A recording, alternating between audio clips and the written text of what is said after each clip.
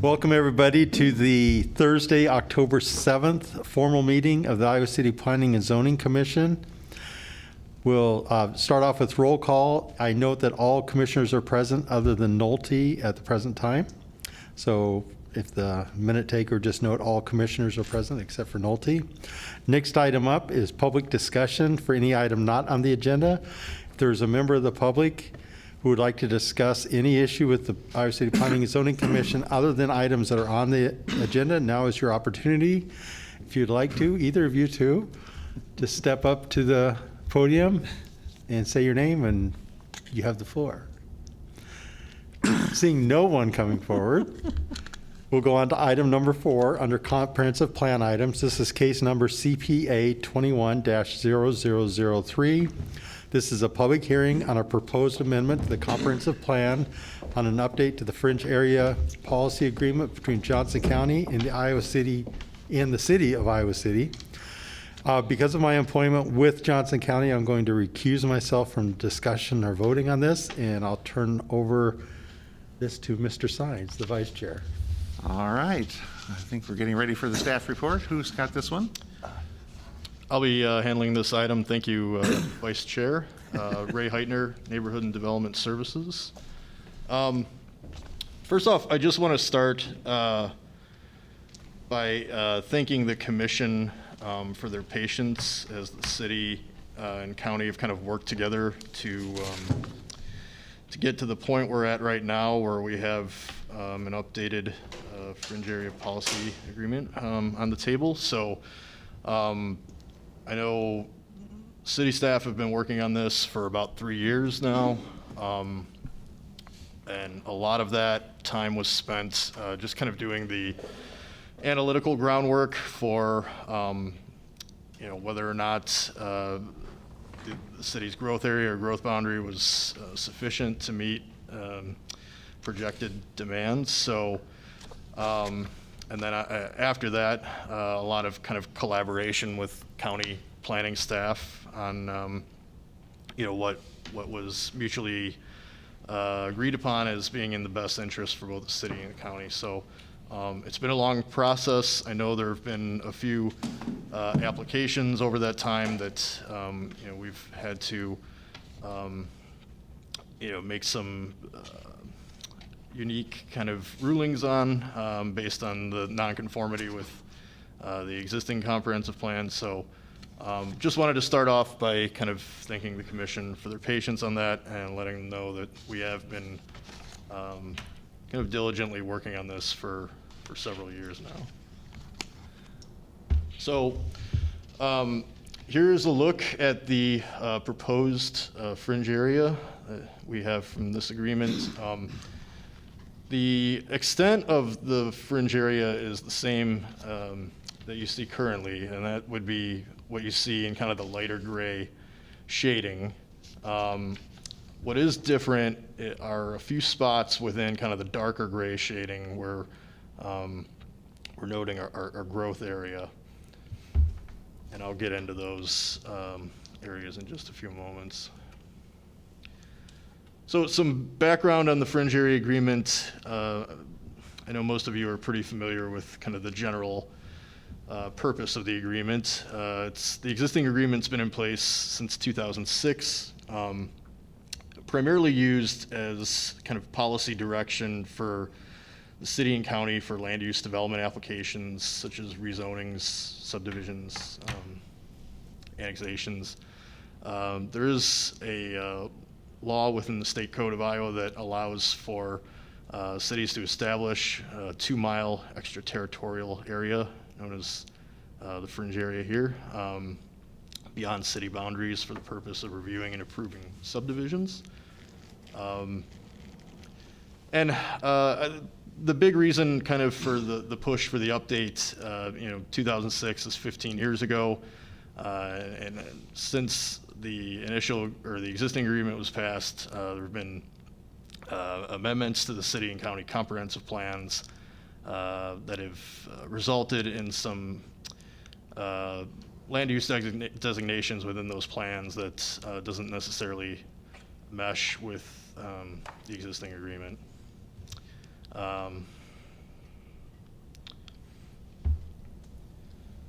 So with the proposed agreement, probably the biggest kind of structural change to the agreement itself is it's much more process oriented in its direction rather than kind of land use geographically focused like the existing agreement.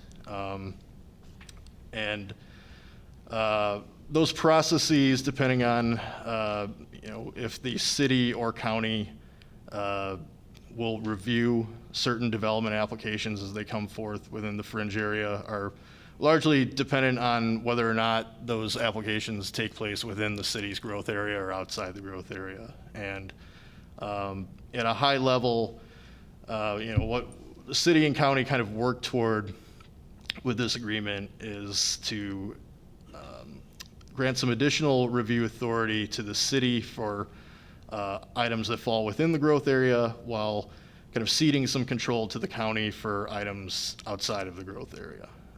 There are a few exceptions to this, which I'll get into right now. We've termed them as sub-areas, where we have some more specific land use policy direction. So this is the first sub-area. It's located just southwest of Highway 1 and 218. The sub-area you see here is just on the south side of Highway 1, with the exception of kind of a strip, rectangular strip to the west, where it's envisioned that there will be extension of Highway 965. The rationale for inclusion of this sub-area has to do with sort of the existing direction from the county comprehensive plan showing commercial and intensive commercial uses in a portion of this sub-area. And it's been kind of a long-standing policy that commercial uses are directed toward the city. So that was kind of one impetus for including this area, in addition to some projected residential growth that we would envision occurring to the north of Highway 1 upon provision of sewer infrastructure. So all of that together made this sort of an appealing area to put into the growth area.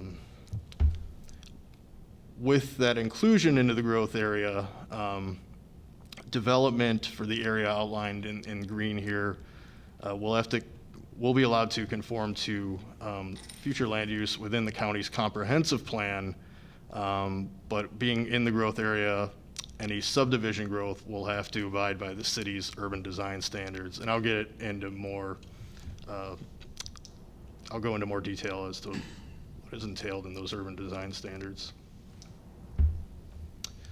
Second sub-area is just south of Highway 218 and Riverside Drive.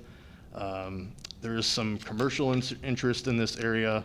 Again, like sub-area 1, that's a reason for kind of including it in the growth area, as well as devoting this sub-area policy to it. Also, like sub-area 1, we view this as kind of a new gateway into the city. And also, like sub-area 1, development may align with the county's comprehensive plan, which identifies commercial growth, but subdivisions will be required to conform to the city's urban design standards. The third sub-area is located north of Highway 6, kind of on both sides of Taft Avenue Southeast. This was included again for as a possible extension of the city's industrial park, if that ever becomes fully occupied. In the interim, it's expected that this land will remain open space or agricultural until annexed by the city. Sub-area 4 is kind of on the northeast side of the city, generally in the intersection area of Herbert Hoover Highway and I-80. Again, this was looked at as another possibly prominent gateway into the city for inclusion into the growth boundary. The hatched portion that you see in the kind of the blue diagonal hatching is what city and county have agreed upon as appropriate for commercial growth or highway commercial development.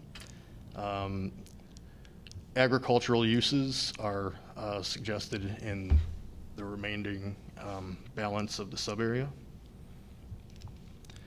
And then lastly, sub-area 5, located north of I-80, just east of Highway 1 at the Rapid Creek Road Northeast intersection. This sub-area shall remain as open space until annexed by the city. You can see there is a portion on the east side that's already developed. This area had started as kind of a much larger sub-area, and then through some discussion with the county was kind of shrink down to this size that you see right now. It effectively takes the growth boundary, though, to the southern boundary of Rapid Creek Road instead of splitting the existing lot lines like it does right now. Kind of touching on those urban design standards, those are effectively the city's subdivision regulations. And so any subdivision development that takes place within the growth area will have to abide by those urban design standards that are in place to ensure that development can be adapted to city infrastructure upon annexation.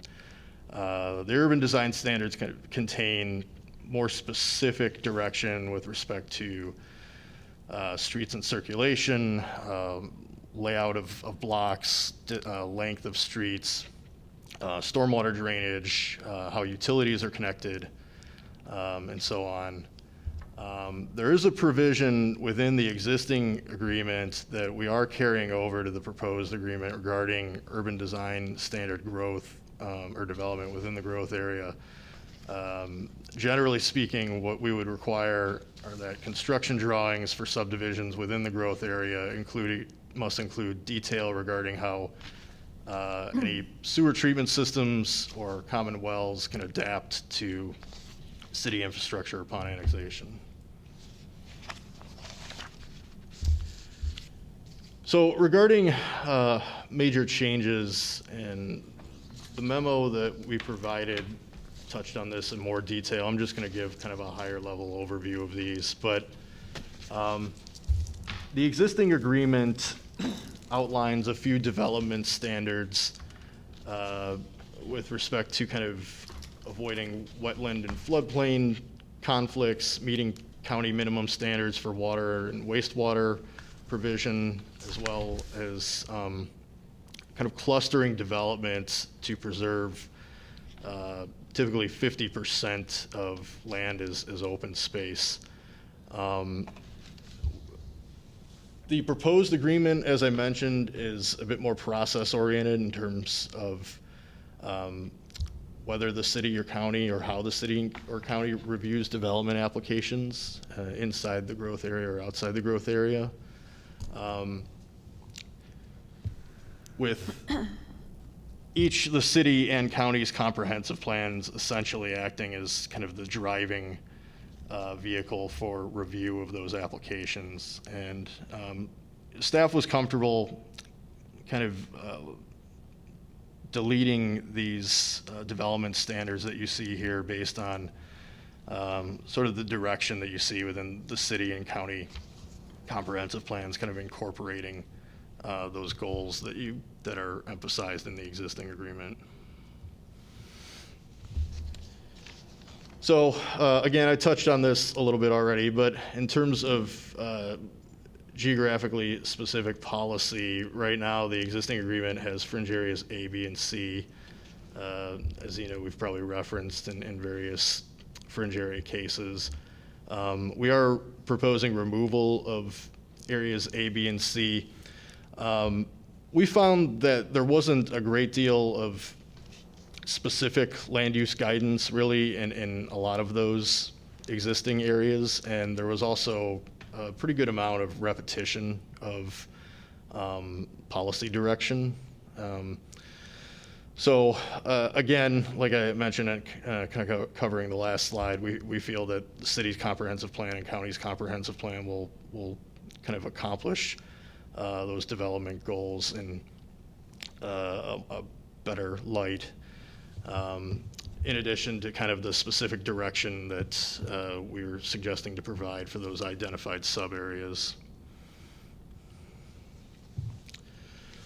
One kind of new thing to the agreement that the existing agreement doesn't really address are county future land use map amendments. And this is an area where we are recommending a bit more involvement from the city with respect to future land use map amendments that happen within the growth area in particular.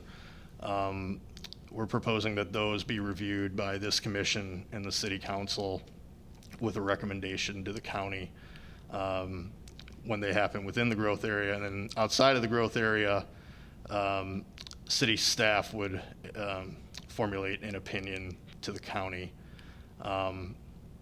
There is a pretty specific window with which the county receives future land use map amendments. It's about a 2-month window over the summer every year. So, should this proposed agreement be adopted, you would expect to see kind of those applications come through this commission in July and August. Regarding rezonings, right now, this commission and the council review rezonings throughout the Fringe area with a recommendation ultimately to the county. We're proposing that that is still the practice within the growth area, but outside of the growth area, there would be no city review on rezonings, just county approval. The city would be informed of any applications just for information purposes. For preliminary plats that involve less than 3 lots, right now those are only reviewed and approved by the county. We are proposing city and county commission and council board of supervisors review and approval of those subdivisions within the growth area, while only letting the county review and approve those outside the growth area, or allowing just the county to review those outside the growth area, I should say. For plats consisting of 3 lots or more, again, the existing agreement has the city and county both reviewing those through a full process. That would be the same within the growth area. But outside of the growth area, the city would do an administrative review based on a few selected standards, or within the rural design standards, and then there would also be county review and approval. And one thing we wanted to do with this updated agreement is add a bit more clarity to how site plans are reviewed. Right now, they are subject to review by both the city and county with each jurisdiction's review procedures. In the proposed agreement for site plans in the growth area, there would be a city administrative review that would be done to a few components of the city's site plan review criteria. And that's detailed a little bit more in the memo that you received. For site plans greater than 2 acres outside of the growth area, those would only be reviewed by the county. Right now, the existing agreement kind of keeps that threshold of site plan review at 2 acres, and we thought that made sense to kind of just keep that threshold as well.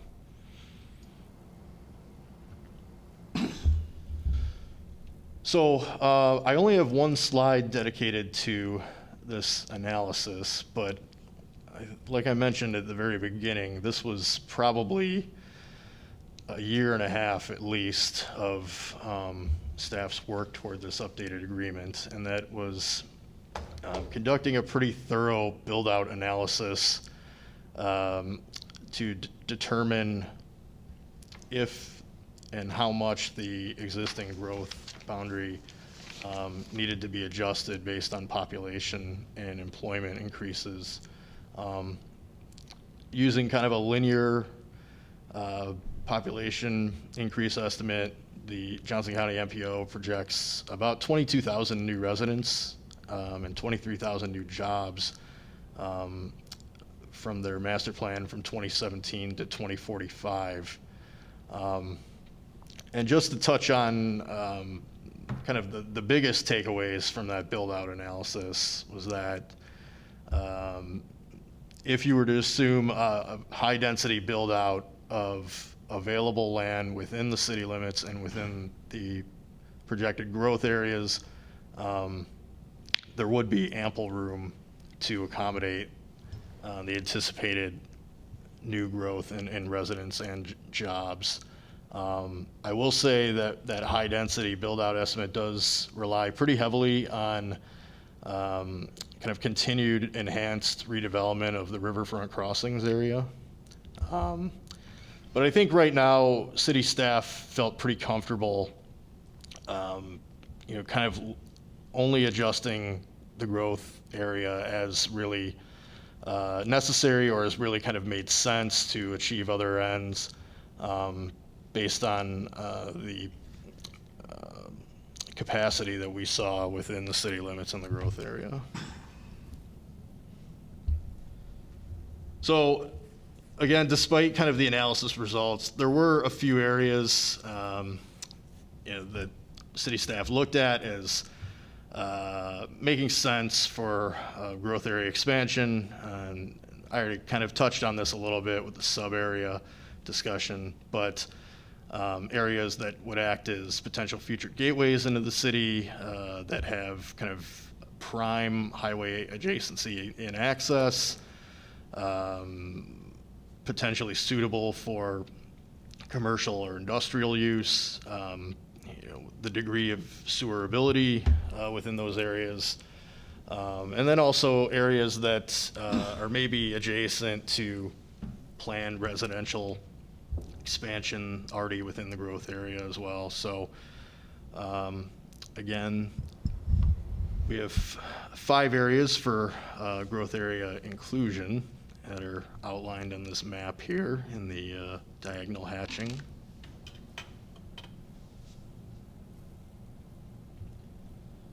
So the first expansion area, and this is a little bit different from that sub area that I showed a little while ago, but it's in that general location of Highway 1, just southwest of Highway 218. This expansion area does include some area north of Highway 1, and just to read off kind of the color coding here, the yellow, and this is from the Johnson County Future Land Use Designation. The yellow is showing envisioned residential land use. The red is commercial, and the purple is intensive commercial.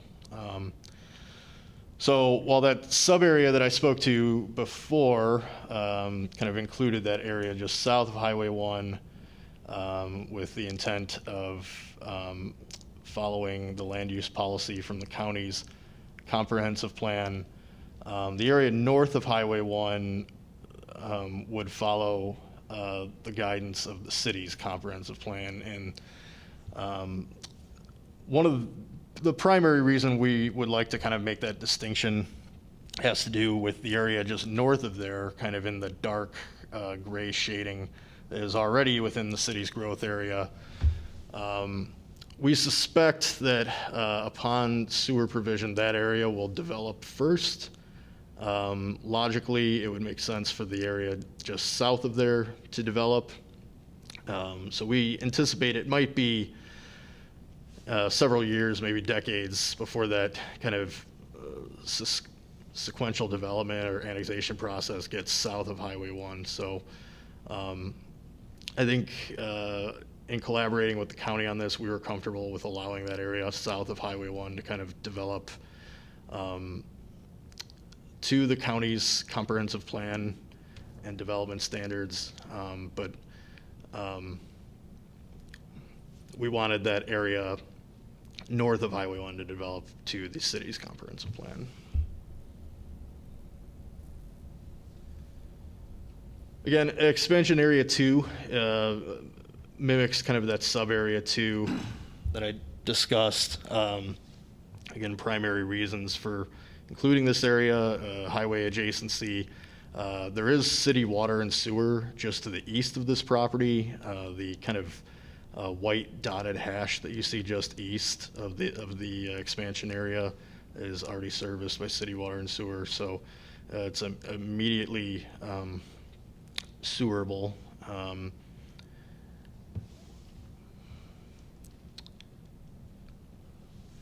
Expansion area 3, again, this is just that additional land, should it ever be needed for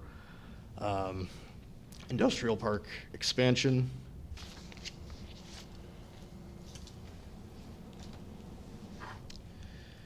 Expansion area 4, this is that area near Herbert Hoover Highway and I-80. The red shading within the county's future land use map indicates areas appropriate for commercial development. Again, that sub area does distill this down a little bit as primarily the areas just fronting Herbert Hoover Highway as being appropriate for commercial use. Primary reasons for including this area aside from highway adjacency have to do with kind of continuing eastward development that we've seen in the city, especially relative kind of to the Taft Avenue corridor, which will eventually be developed to the existing growth area boundary. And we suspect as that area continues to develop, there will be kind of more of a focus on potentially commercial development, not just kind of in the northeast side, but perhaps even more directly right at this interchange at Herbert Hoover and I-80.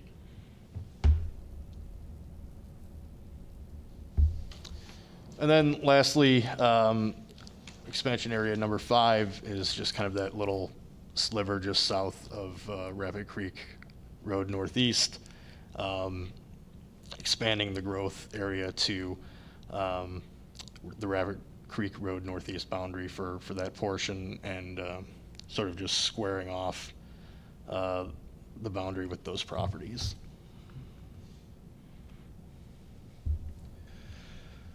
So there is some comprehensive plan analysis that is included with this amendment to the Fringe Area Agreement as a component of the comprehensive plan. First of which, circumstances have changed and/or additional information or factors have come to light such that the proposed amendment is in the public interest. With respect to that, I've highlighted that both the city and county comprehensive plans have been updated since the existing agreement was enacted in 2006, with the most recent update to the county comprehensive plan being in 2018, which, as many of you are familiar with, has created some policy conflicts. There are some new infrastructure projects that were not accounted for in the 2006 agreement, such as improvements to Taft Avenue corridor and that Abbey Lane trunk sewer, which will allow for residential development in the southwest district of the city. Second point being that the proposed amendment will be compatible with other policies and or provisions of the comprehensive plan, including any district plans or other amendments thereto. One thing that we would say is that district plans have evolved over the last several years to include more detailed neighborhood design. We think in some ways this works as favorable for letting the comprehensive plan sort of be the guiding policy document for these development applications within the growth area. In addition, there are a couple areas within the growth area, mainly in the Southwest District and possibly in the Northeast District, where the city would wish to implement kind of the form-based zones and standards from the South District. And then lastly, we really wanted to make a concerted effort to kind of only expand the growth area as necessary, achieving some larger overall goals of the comprehensive plan to engender kind of compact, efficient, and contiguous development. So staff is recommending approval of the proposed Fringe Area Policy Agreement between Johnson County and the City of Iowa City. Regarding next steps, so the county is reviewing this as well. The County Planning and Zoning Commission will consider this agreement at their meeting on October 11th. The Board of Supervisors set a public hearing to review this agreement on October 14th. We have received in writing a letter objecting to renew the existing agreement from the county. Given the progress on the proposed agreement, with an expiration of the existing agreement on October 11th. Pending, as far as the city review component goes, staff will request that the city council set a public hearing for November 16th. And that concludes my presentation. Thank you, Ray. That was very thorough. Now is the time for any commission members to ask any questions of staff, if you have any. I have some. Okay. How does COVID affect the numbers of the MPO build-out analysis? It talks about jobs, new residents and whatnot, when we have so many, so much availability of jobs. I'm just curious, is this something that we need to take into consideration? Because obviously this was talked about well before. Yeah, sure. But now things have changed, and where are they going? Do we need to take that into consideration? Do we need to care? How do we deal with this? Yeah, that's a good question. So our build-out analysis was finalized pre-COVID. To my knowledge, the county doesn't have any revised population projections.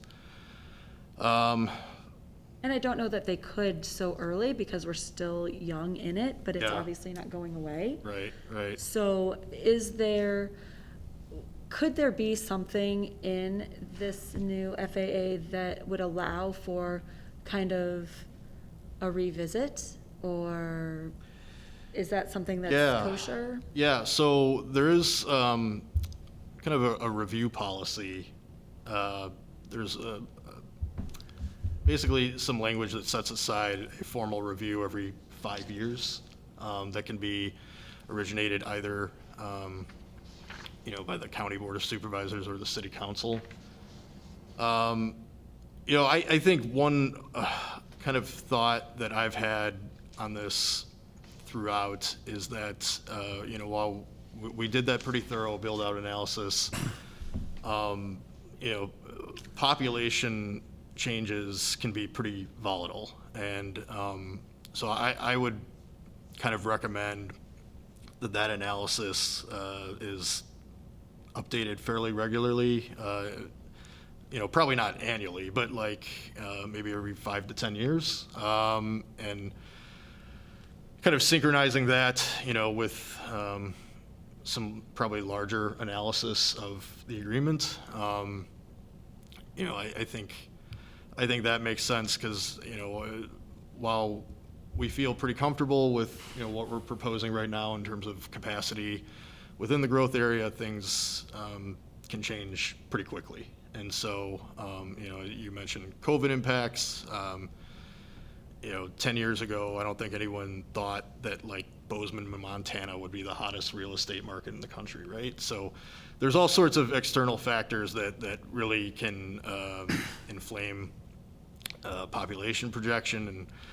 And I would just say there is a mechanism where, the agreement language as a whole can kind of be revisited on a periodic basis. And I would say, build out analyses should be done kind of contemporaneous with that process. Can there be language in there that is specific to 5 years? Because I don't know that 10 years is appropriate. I feel like that's kind of too late. If there was a change that needed to happen, or can you put that in there, I guess? Is there a time? It's an idea, but can it specifically state it? Right. Right now, it says the agreement will be reviewed every 5 years. Oh, okay. Right. Yeah. So it is in there then, Yeah. essentially.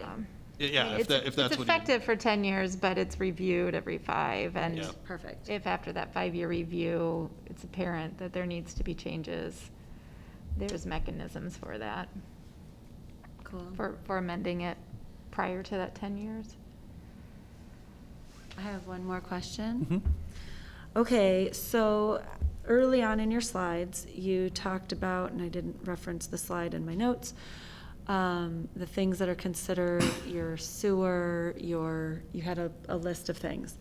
One of the things that's not on there, it never is the environmental impacts. I mean, of course, there's sensitive slopes, but there is more to environment than sensitive slopes.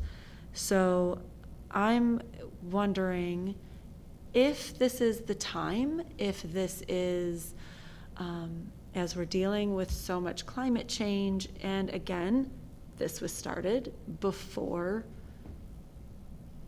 I mean, we always knew this was happening, but now things are really at the forefront, and I feel like this is such a perfect opportunity to kind of start putting that language in there about how the effects of what happens, what are the studies that can be put in place as kind of contingencies on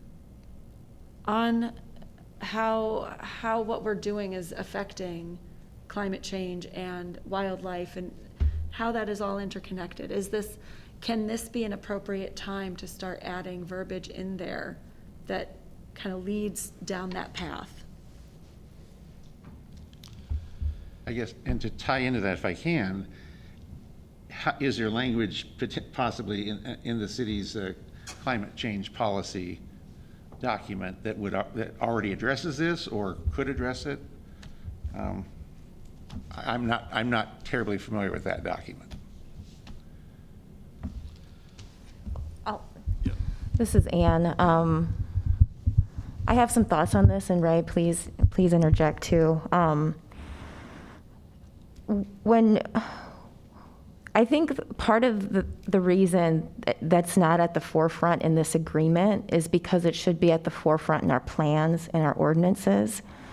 And the Fringe Area Agreement in general says that the policy direction of the city's comprehensive plan should be the guiding policy for the growth area.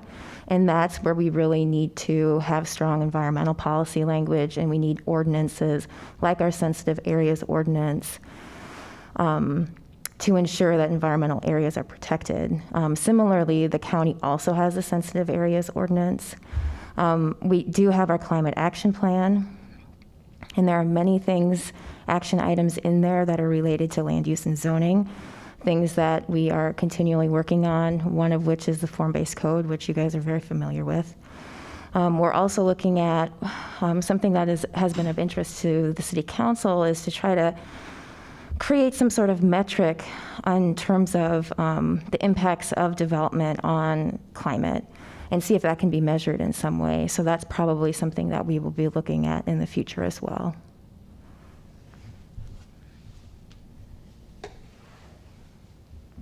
Any more? I'm processing your answer. Sorry. If someone else wants to jump in while I process, go for I it. would like to say something. So when we talk about climate change, I think we also have to remember that all these organizations that focus and study sustainability recommend that we need to be careful when we convert agricultural land into development land. And I think that to me is one of the main concerns, because there is a food shortage that we need to acknowledge worldwide, right? Because of the overpopulation. So when we talk about climate change, we also have to remember the zoning of the fringe area. And that's kind of where you talk about sensitive areas. Those are already sensitive areas. I think where my head goes to is, you know, when someone out in the county is going to develop a new site, they have to do, I always forget what this thing is called, when they go to look at artifacts, you know, what is it? We have that in our code as well. Right, so you have that. What is it called? Archaeological Survey. Yes, Archaeological Survey. It seems to me that it would make sense that there's some sort of not a wildlife survey per se, but something that measures those effects. Okay, if this is our fringe area, if we say that this is residential, but this is commercial, this is industrial, how will that over time impact those areas that aren't sensitive areas, that aren't sensitive slopes? Because eventually, as we are the stewards right now, that will affect what happens in the future. So if it's, you know, redeveloping current agricultural land, even if it's straw, even if it's hay, you know what I mean? So I feel like, I guess I'm kind of thinking about this in a really macro way, but it has to start somewhere. So that's kind of what pops in my mind to this. I don't know that Yeah. there's a real answer to it, but I want to keep having the conversation that, yes, we have our sensitive areas. Yes, we have our critical slopes. We have all of these things that are great, and we can do better. And I guess my thought on that is that if we don't think our current policies are strong enough, if our current ordinances, if they are not strong enough, let's take a look at those. As Ray has pointed out, this document is really about process. Right. And not about policy so much. There are some within the sub areas that he spoke to that's really kind of about which document is the guiding policy document for those sub areas. But for the most part, it's kind of like who reviews what and what that looks like. And Right. but if the commission is interested in us at reevaluating other aspects of our plans and ordinances to address some of your concerns, I think that would be appropriate. So you would not consider that idea as a process. You would consider that more policy, even though identifying sensitive areas and city sewer and whatnot are part of the processes, but this. Because this document says, very generally, high level, if you're in the city's growth area, development must follow the city's comprehensive plan and our urban design standards. There. So if we don't like the direction that our comprehensive plan is going, if we don't like our urban design standards, when the land is annexed, if we don't think our sensitive areas ordinance is strong enough, that needs to be reevaluated. Okay. That I can get on board with. And on that note, there's one of the either observations or comments or questions I had. It appeared to me that a lot of the changes were around that, putting the process and taking the policy piece out of this document and referencing the plans, the county and city comprehensive plans.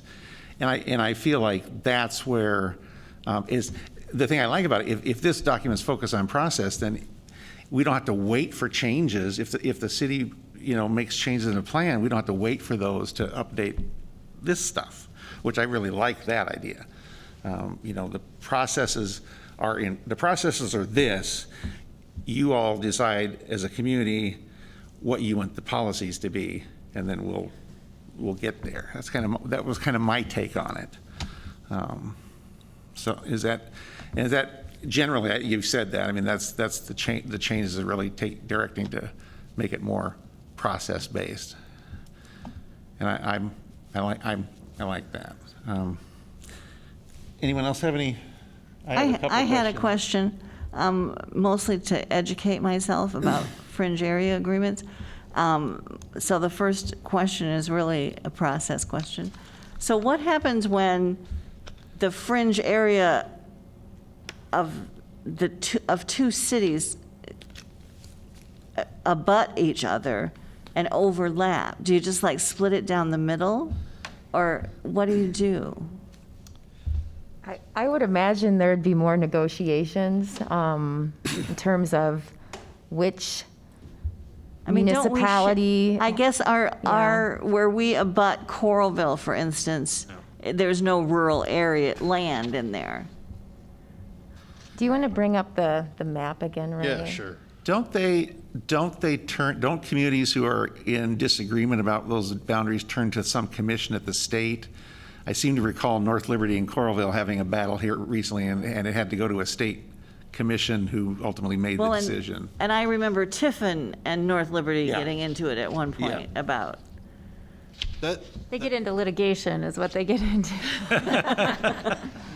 But it's about annexing, right? Not fringe area. Right. But Okay. really, if it's in a municipality's fringe area, it's within the county. Yeah. And the county is negotiating a 2080 agreement with Iowa City. Presumably, I don't know, they have one with Coralville. They're presumably acting in good faith, so they shouldn't enter into an agreement that really shows two fringe areas overlapping. Right. Okay. You know, That I mean, was I just sort don't- of I a don't- general question about fringe areas, but more specifically, that Area 1, I don't quite understand why, it seems like we're saying two things about it, which is we really want to have more control on the north side of the highway there. And yet at the same time, the commercial area is on the south side, and we say we really don't want commercial development in the county area. So why didn't we at least include the commercial area in the section we were more interested in? Yeah, this area is a result of many conversations with county planners. They have interests and we have interests as well, and this is kind of the center balance position that we came to. We ultimately said that it's okay for the area south of Highway 1 to develop in compliance with the county's comprehensive plan if it was included in our growth area and subject to our urban design standards. So, which means that anytime there's a subdivision in any part of this area, they need to meet our subdivision standards. And we felt that was Sufficient. it's pretty, higher standards in terms of requirements, in terms of infrastructure that would be required of any property owner. I mean, it's that little commercial development has grown in the last, I lived south of town 45 years ago, and there were a couple little things there, and now it's gotten bigger. So that was just a question I had. Another question I have is, for a couple of these areas, some language is used about, for instance, in Area 5, where it talks about, the buffer between the residential and the commercial office, and that the open space is ag land, and that needs to be kept the way it is. I mean, how can we dictate that gets kept the way it is? I mean, how can we say that's going to be ag land and don't try and do anything with it because we won't let you? Is that what we're saying? I think it says till it's annexed by the city. Right. Yeah. So so- it's, But if it isn't annexed for 20 years, then we're saying for 20 years, if you own that piece of property, you don't get to do anything with it except grow stuff on it. I guess whatever the current county zoning would allow, they could develop under those provisions. Okay, so even though it says we want it to be open space and ag land, if the county zoned it something different, I mean, if someone went in there Yeah. to the county and said, I want a residential development here, and here's my plan, the county could make an exception and approve it or rezone it. They could rezone it, and the county does have rezoning authority. We would have to review it and provide a recommendation, and then when it came to subdividing it, they would have to develop to urban design standards.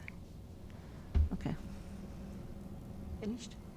Yes, I'm But finished. I guess, Susan, if I could just add to that, if we were reviewing, and Ray, correct me if I'm wrong on this, but if we were reviewing a rezoning, and even if the county was reviewing a rezoning in that area, they would be reviewing it to the policy direction for that specific area, which is maintaining it open space and ag.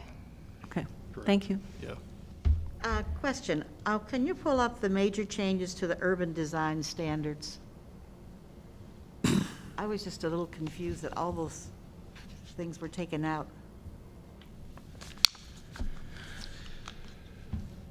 So we don't have any changes to the urban design standards. Okay, This is mostly just a it's not list. that, it's the next one, major changes. Development standards? Yes. Yeah. The existing agreement had the wetlands and, is this the right one? Yeah. Yeah. It had the agreement, emphasis was on avoiding wetlands, floodplains, and conflicts, and that whole list. And then in the proposed, are we not concerned about that now, or? So it's not that we're not concerned about those things. We just feel that most of those things are already covered in the city and county comprehensive plans as kind of larger goals within those plans. The clustering development to preserve open space is something that's in the existing agreement that could possibly be employed with development in the growth area. But what we would really look to there is kind of that more that higher level of detail that we have right now in a lot of those district plans that we're going to use as kind of guidance. But if referring to the urban design standards, is it important to have that piece in there? Isn't it, again, do you see those are, especially the wetland floodplain mitigation, that as a policy issue versus a process issue, is that kind of where where the decision to take that out of this document came As long from? as it's not getting lost, I guess is my thing. Right. I think the current agreement had a lot more policy statements, and we've seen recently with the applications over the past 2 years where the county has kind of gone in a different direction with their zoning and comprehensive plan. And then there's a rub with policy statements in the Fringe Area agreement. So we're kind of giving back each governmental body the authority to make their own policy decisions within the framework of review that this agreement is creating. I don't know if that explains things, but we're kind of removing some of those policy decisions to give that power back to the city and the county. Any other questions of staff? I have one more. Regarding what Phoebe was saying, to review review this every 5 years, if we wanted to change that to 3 years, could we do that? Or, because I feel like 5 years right now, at least until things go back to normal, it's still 5 years, seems like a very long time, because it would be 5 years from when this gets approved, right? So we're in 2021, so it would be 2026. maybe 3 years could be more appropriate. If the commission wants to recommend that change to the agreement, they can. Okay. I had just one more question that hasn't been addressed so far. Can you explain better the difference between the sub-areas and the expansion areas? I'm a little unclear on what the difference is. Sure. So with the sub-areas, we're talking about sort of policy focus within those areas. What specific policy interpretations we would have for those areas.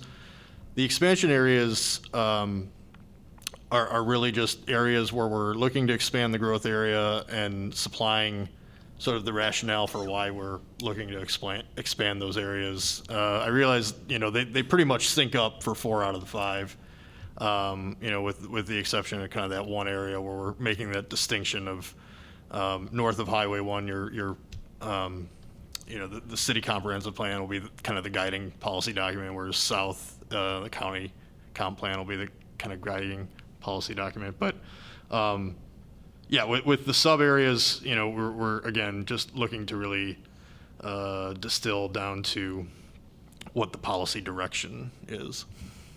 Okay, that makes sense.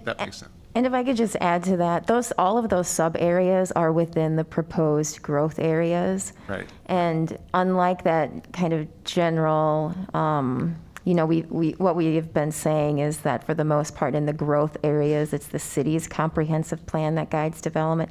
In those sub-areas, for a few, it's the county's comprehensive plan. So that's why we pulled those out.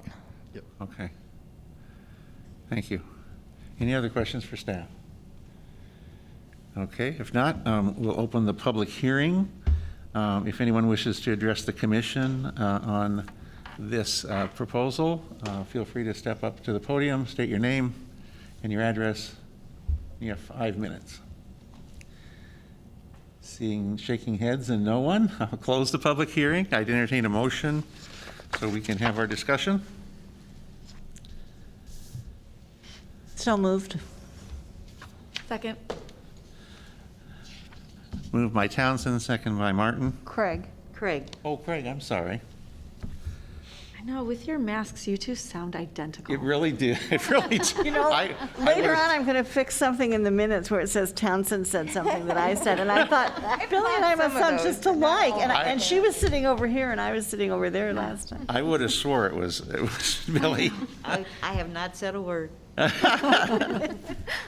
So, I really like this concept of separating the policy and the process, because I do think the comprehensive plans are quite honestly updated fairly often, if not in whole, but in part, specifically, typically when we get to an area that we haven't dealt with before. So I kind of like that idea of kind of taking the policy out of this and relying on the plans, the neighborhood plans that are in the city and the county comprehensive plans, as far as making those policy decisions. So I like that part. It makes sense to me. One of the things I found interesting about the population growth estimates, the emphasis on the word high density. And the only reason I bring that up is because, as I understand it, then, that those numbers kind of rely on the fact that we're going to have some high density growth. And I just want to make an observation that, from my observation, the community doesn't have the stomach for a lot of high density growth. So I would imagine those numbers are probably going to come in at a lesser degree. So I think overall I'm not concerned about that. Anyone else? We kind of did a lot of discussing while we were asking questions. Yeah, I agree that I also like the separation of policy and process, especially since you were saying that the two governments were having some disagreements. So that would be a good way to fix it. The only thing that I'm concerned about, like I said before, is like the 5-year review. Maybe I would like to see like a little bit shorter. I would second that if you want to add that to a motion. Okay, yeah. Okay? So we're in place of the 5 The recommended, motion, Oh. what do you think? Well, my concern about it is if it took 3 years, I feel like the staff has already worked on this for years. And But that's because we're at our 10-year, correct? oh, we're way past that, I think. 15, yeah. But that's my only concern. I think 3 years would be great, but is it doable and practical? That's what I want to know. Well, and my other piece would be to, I feel like the things you're concerned about are that policy stuff, Yeah, and not this- the plan stuff. Not the process stuff, it's the policy stuff. And so those conversations really don't feed into this a whole lot, they feed into the plan. I agree. I guess my thought is, I think 3 years is not that much time for staff. And it would take away staff time on other projects, like district plan updates or other things like that. Okay. So you made the motion, are you willing to add an addendum or not? No. No, because, yeah, I think, Okay. So we have a motion, any more discussion on the matter? Let's do a roll call. And we're voting without the addendum, correct? Correct. Yes, Yeah. voting without the amendment for the 3 to 5 year issue. Back to the 5. Hench, who's recused himself, Martin, Aye. Nolte, who's absent, Padron, yes. Sines, Yes, Townsend, Yes. Craig. Yes. motion passes. Thank you very much. I would be happy to return control of the meeting to our chair. And I would just like to make a comment that I didn't make during that conversation because I really didn't think it had any substance related to what we were talking about. But I don't know if it was because it was county maps or what, but I could not read the street names on some of those maps. Yeah. And oftentimes I have to squint, but I can always read 1 or 2 and then I can figure out where everything else is. And there were a couple of those maps, I couldn't read any of the street names. Okay. So, We can look at that. And, I mean, it was just, I couldn't do it. If I recall, they have the kind of that bubble text that kind of And I would Yeah. zoom in and then I would zoom out and, Yeah. And it's blurred. yeah, it's Yeah, blurred. it's blurry. Okay. So if that could be improved, I would appreciate it. Well, you probably know already this, but PDFs don't have pixels, but pictures like JPEG do have pixels. So I think the problem is that maybe you took like a screenshot or a picture of the map, and then the resolution when you put it in the I can PDF read is it. not big enough. It But when you is create the crazy. PDF, PDFs don't really have pixels, so you can zoom in as much as you want, and it would never get pixelated. But the issue is with the picture that you put in the PDF, if that makes sense. Is it from the ones in the staff report or from the actual agreement? Well, actually, the ones that I printed off, I can read, but on my computer, they were blurry. Yeah. Yeah. And So that I gets think it's. to your point, on that- right? Yeah. Something about it being on the screen, and even expanding it, it got blurrier. Just for information for everybody, if you go on the county's PIV, property information, whatever it's called, PIV, I don't know what it stands for, you can get exquisite detail. So sometimes I don't even look at the maps, I just look at the location, go on PIV, and that way I Okay. can see everything I want to see. Yeah, that's a good You can point. add layers to it, it's much easier. So how do we get there? Just to, not necessary, but, She asked, how do we get there? oh, just go to the county's website. Okay. And property information viewer, Yeah. You, I think that is, you'll see it. makes sense. Yeah. GIS, yeah, everybody, Yeah, look for yeah, that's what, the GIS system. just look for the GIS. Yeah. Everybody in the county uses it, the assessors, the appraisers, the city, the county, everybody uses them. Realtors. Everybody. Okay, anyway, next item up, item number 5, case number CPA 21-0002, location southwest corner of Slothhour Road and IWV Road. A request to set a public hearing for October 21, 2021 on a proposed amendment to change the comprehensive plan future land use map to intensive commercial and public-private open space, and to change the Southwest District Plan text in future land use map to intensive commercial and vegetative noise site buffer for approximately 79 acres of property located south of IWV Roads Southwest and west of Slothhour Road. Since we have discussed this, I presume there's no presentation. We just need to set a date, motion second to set the date. Yeah, that is correct. And I guess I just wanted to clarify that I think I put this in my email to everyone, but at the last meeting, the motion to approve the comprehensive plan amendment did not pass. So the applicant came back with some changes and would like to re-present it to the commission. And I'll take responsibility of that because I thought about that and I didn't say anything. I just lost track that it needed 4 votes and 3-2 wouldn't do it. So Same thing here. I apologize for not catching it too. Me too. so. Me too. I mean, because when I walked in and saw the number of people we had, I'm like, oh, this might be a problem because we only have. And then Right.